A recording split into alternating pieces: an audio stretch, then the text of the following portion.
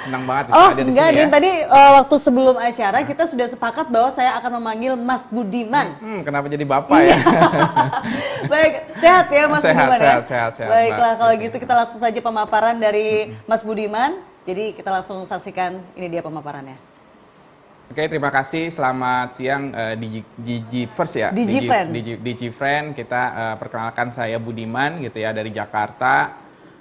Kebetulan karena saya lihat nih kayaknya friendly banget nih, anak-anak muda juga banyak juga. Saya pengen mendorong mereka untuk salah satunya kebudayaan, berbicara tentang pergeserannya. Ya. Jadi saya pengen bercerita. Jadi baru baca artikel bahwa ternyata 10 tahun lalu Indonesia sempat kalah sama Vietnam masalah pergeseran teknologi, bagaimana perubahan mereka itu sangat cepat banget gitu ya. Sekarang Indonesia sudah mulai berkembang teknologinya, jadi saya pengen bilang ke anak muda, yuk kita manfaatin perubahan teknologi ini untuk sesuatu hal yang positif, tidak menyebarkan hoax, tapi bagaimana kita mengembangkan diri kita ini berbentuk dalam bentuk wirausaha gitu ya. Ini slide-nya udah muncul belum ya? Gitu. Oke, nah ini makanya saya langsung mencirikan aja bahwa judulnya itu tentang digitalisasi budaya wirausaha di ranah digital. Tadi yang saya bilang bahwa ini adalah kegelisahan saya saat saya melihat bahwa anak muda ini kok cenderungannya lebih kepada sesuatu hal yang negatif gitu. Jadi saya pengen mendorong, yuk anak-anak muda gitu ya, milenial saat ini, yuk kita berubah bahwa kita punya potensi nih, kita punya cuan gitu, kita bangun negara Indonesia ini dengan sesuatu hal yang positif ya. Oke, ini saya lihat yang pertama, kenapa manusia harus berbudaya? Karena secara tidak langsung manusia itu memiliki akal, budi dan pikiran ya, yang terus menerus harus berbudaya. Apa perbedaannya? Salah satunya kalau kita berbicara tentang budaya ini secara tidak langsung sudah ada dari zaman dahulu. Sudah ada jadi zaman dahulu, jadi makanya boleh dibilang kita hanya mengikuti budaya itu. Jangan sampai kita kehilangan marwahnya terhadap budaya yang kita miliki. Itu salah satu bentuknya, ciri budaya kita. Jangan sampai kalau kita lihat, salah satu yang paling kita takuti adalah perubahannya sangat cepat tentang teknologi, bagaimana anak-anak muda saat ini berpengaruh terhadap tontonan di budaya K-popers gitu ya, itu sangat luar biasa mengandrunginya. Padahal kalau saya lihat orang-orang Indonesia itu ganteng-ganteng banget gitu ya, Mbak Vidi ya, ganteng-ganteng banget, tapi kok mereka lebih menggandrungi orang-orang dari Korea. Itu hati-hati, itu yang harus kita lihat, bahwa kita tetap harus mempertahankan budaya. Lalu yang berikutnya kita juga akan melihat lalu apa hubungannya teknologi dengan manusia. Kalau tadi kita berbicara tentang budaya lebih ke arah sudah ada dari zaman dahulu, tapi kalau ternyata bahwa teknologi saat ini adalah diciptakan oleh manusia, gitu ya. Jadi hati-hati, jangan sampai kita terikut dengan teknologi yang negatif, tapi kita lebih cenderung bagaimana penggunaan teknologi ini secara positif, gitu ya. Oleh karena itu, di sini jelaskan bahwa teknologi itu kaitannya lebih bercenderungan kepada penciptaan sebuah teknologi itu tersendiri, gitu ya. Terus bagaimana hubungannya antara teknologi dan budaya, bahwa perkembangan teknologi yang semakin pesat ini memberikan kehidupan yang sangat mencolok, itu salah satu bentuknya. Jadi budaya dan teknologi ini tidak bisa dipisahkan gitu ya. Tapi yang harus kita perhatikan adalah bagaimana teknologi inilah yang harus mengikuti budaya kita. Atau pertanyaan yang balik adalah apakah budaya mengikuti teknologi kita?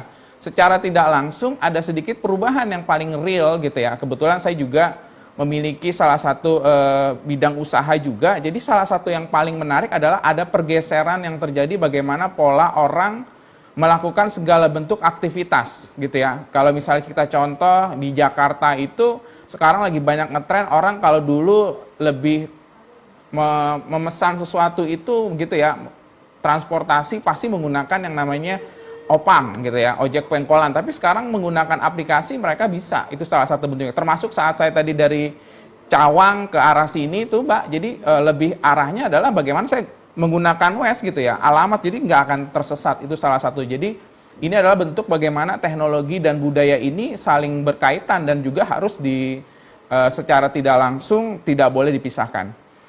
Lalu ini yang saya bilang ada sedikit pergeseran budaya di masyarakat. Saya ngambil contoh aja yang tadi saya bilang bahwa saya langsung kalau tadi Bu Nuryanti dia lebih ke arah lebih teoritis, saya lebih ke arah bagaimana melihat dari sisi berbicara tentang praktisnya gitu ya. Jadi ada sebuah pergeseran di mana fenomena kalau dulu gitu ya, saya pengen bilang gitu ya, orang punya dagangan malu-malu untuk dipasarkan. Tapi saat ini ada sebuah pergeseran budaya bahwa masyarakat Indonesia ini udah mulai sangat luar biasa. Karena kenapa? Pertumbuhan ekonomi di Indonesia, salah satu bentuknya adalah dihasilkan dari mereka-mereka anak muda yang punya ciri khas membangkitkan wirausaha. Kalau sudah punya bentuk wirausaha, bagaimana caranya? Yang dilakukan adalah bagaimana memasarkan pasarannya itu melalui teknologi. Itu sangat penting. Lalu bagaimana analoginya? Analoginya saat saya misalnya gitu ya, saya punya usaha misalnya di daerah Jakarta Timur gitu ya, di Jakarta Timur. Saat kita berdagang di wilayah Jakarta Timur, udah otomatis orang Jakarta Timur lah yang tahu dagangan saya. Tapi kalau kita menggunakan teknologi gitu ya, kita dipasarkan oleh teknologi, bukan hanya orang Jakarta yang tahu tentang produk saya, tapi juga orang-orang di Tasikmalaya, Garut, Bandung, itu tahu dengan produk saya. Inilah yang disebut dengan pergeseran budaya yang terjadi di masyarakat Indonesia. Secara tidak langsung, suka atau tidak suka, mau tidak mau, kita harus mengikuti teknologi tersebut. Contohnya di Jakarta gitu ya, kalau kita berbicara tentang sebuah teknologi transportasi, dulu Opang itu merajai.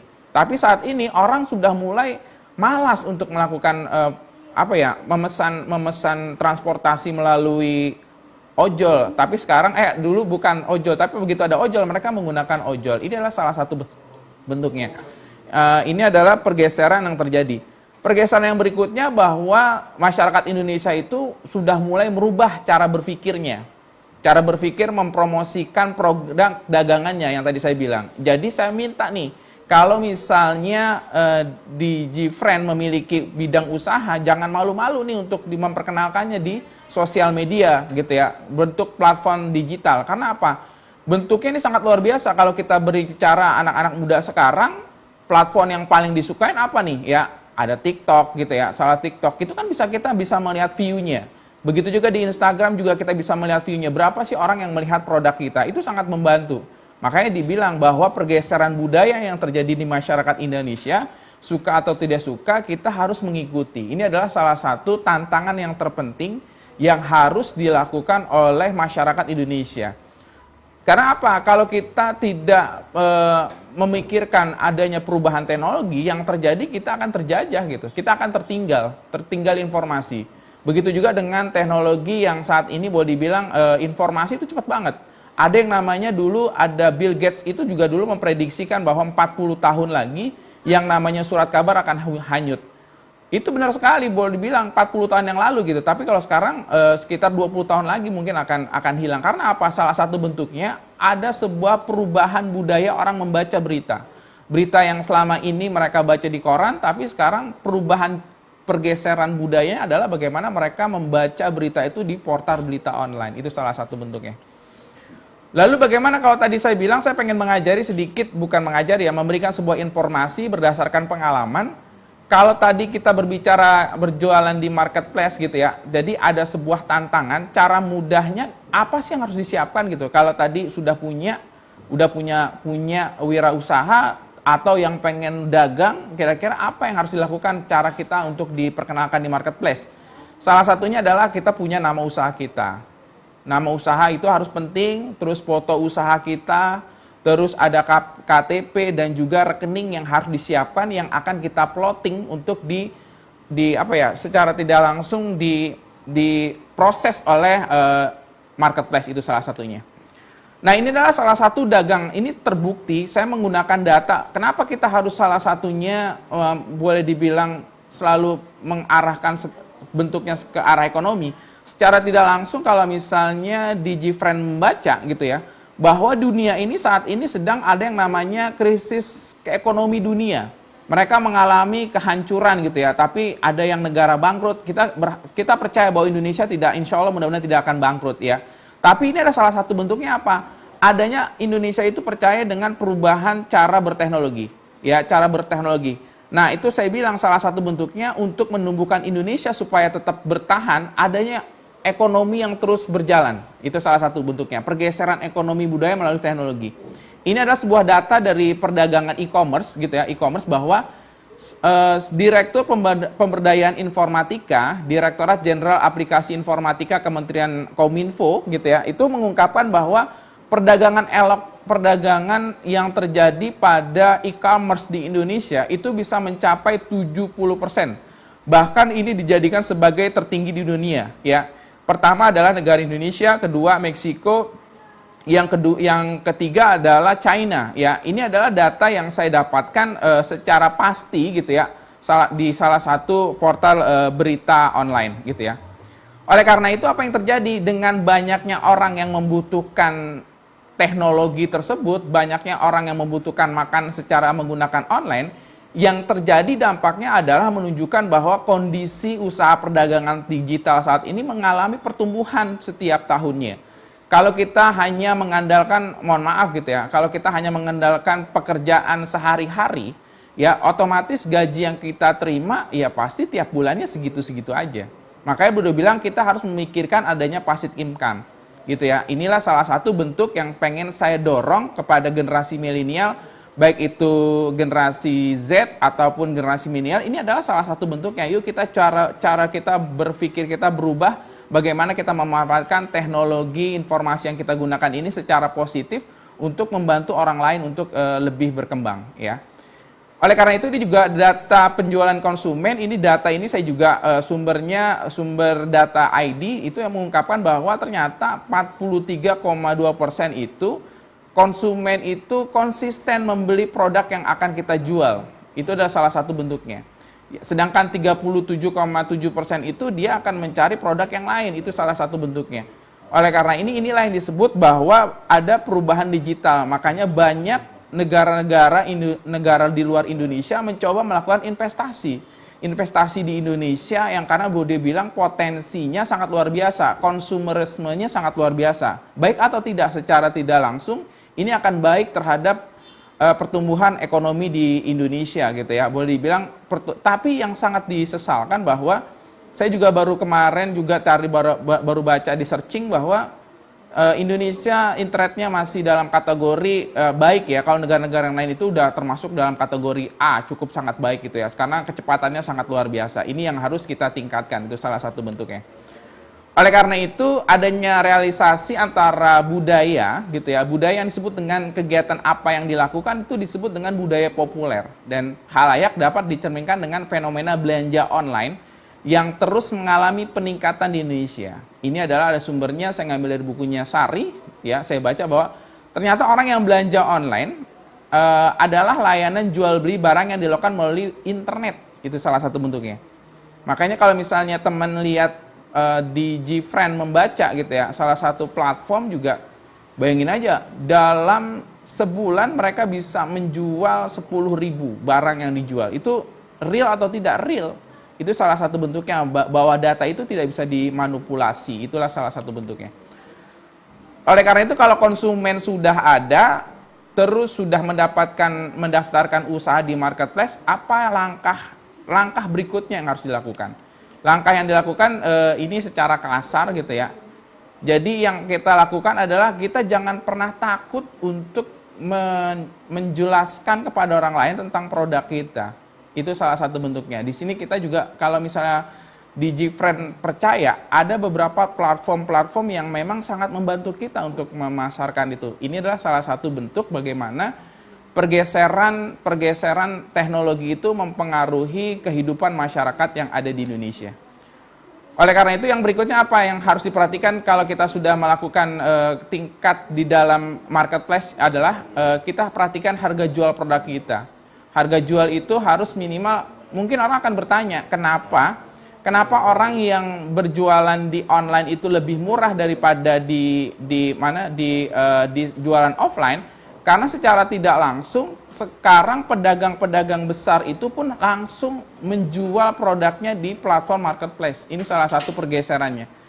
Inilah dari dampak buruknya adalah teknologi ini dalam bidang usaha adalah sedikit tidak langsung usaha kecil akan terjepit, akan mengalami kerugian bagaimana pedagang besar menjual, menjatuhkan harganya dengan harga serendah-rendahnya.